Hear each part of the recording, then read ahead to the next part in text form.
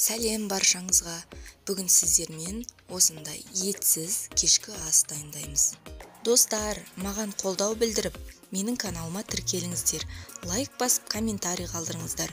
Сіздердің қолдауларыңыз мен үшін өте маңызды. Құрметті менің достарым, бұл тағамды менімен бірге дайындап көріңіздер.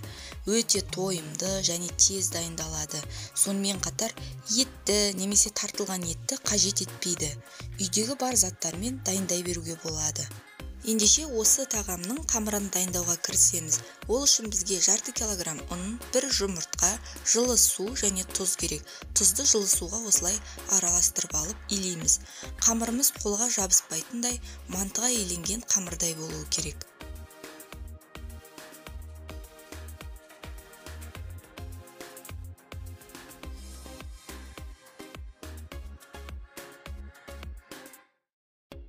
Міне байқап тұрсаңыздар, қамырдың жұмсақтығы осындай жұмсақтықта болуы керек.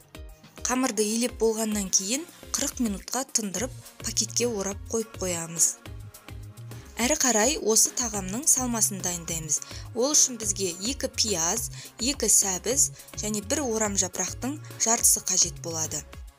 Сәбізді үккіштен өткіземіз, пиязды ұсақтап 4 бұрышлап тураймыз. Орам жапырақты да ұсақтап 4 бұрышлап тураймыз. Тағы бір ескертетін нәрсе, осы салмалардың орнын тартылған етпен де ауыстыруға болады. Тартылған ет, картоп секілді салмалармен ауыстыруға болады. Мен бүгін тек қана көкөністерден жасадым.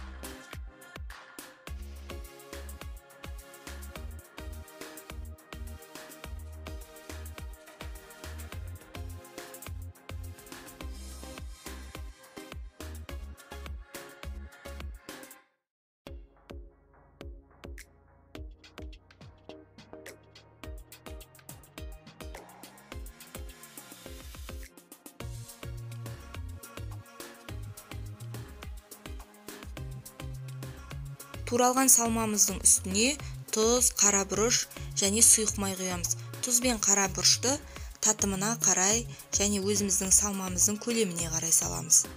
Барлық қоспалар салынып болғаннан кейін жақсылап қолмен араластырамыз. Міндетті түрде қолмен араластыруға кеңес беремін.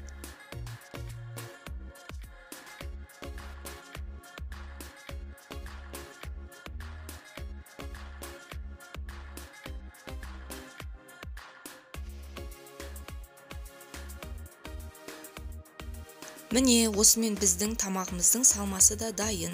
Әрі қарай қамырға кірісеміз. Қамырды осылай колбаса тәрізді етіп алып, бірнеше бөліктерге бөлеміз. Дайын болған бөліктерді осылай шар тәрізді етіп дайындап аламыз.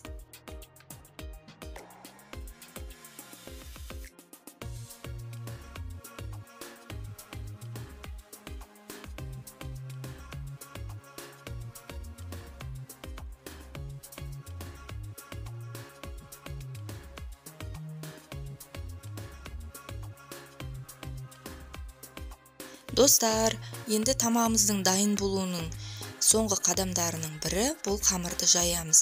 Қамырды жайған кезде ұзынша етіп жаямыз. Міне көріп тұрғандай осылай ұзын қылып жаямыз, өйткені біз салмамызды саламыз. Роза гүлі сияқты болуы керек біздің мантыларымыздың пішіні. Сол үшін осындай ұзынша етіп жайып аламыз қамырды.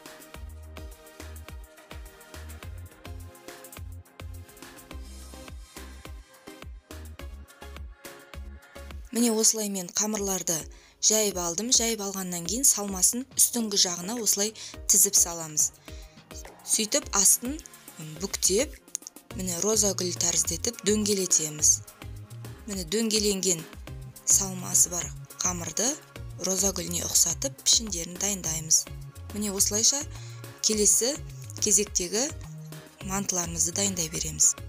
Достар, сіздер де міндетті түрде жасап көріңіздер. Өте оңай, әрі дәмді болып шығады және тез дайындалады.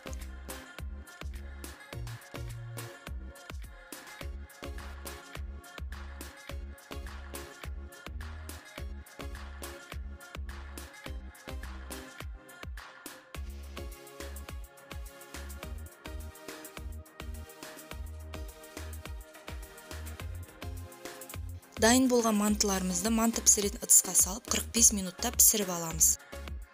Достар, міне біздің роза гүлі мантыларымыз да дайын болды. Кешкі асты сметана мен майонезбен ұсынуға да болады. Мен тұздық жасадым. Бұл тұздық сәбіз және пиязды аз ғана майда қуырып алдым. Достар, маған қолдау білдіріп, менің каналыма тіркеліңіздер. Лайк басып, комментарий қалдырыңыздар. Міндетті түрде жасап көріңіздер. Сіздерге де ұнайтынына сенімдімін. Өте дәмді болады және тез дайындалады. Сіздерге рецепт ұнады деген ойдамын. Сіздермен бірге Назерке.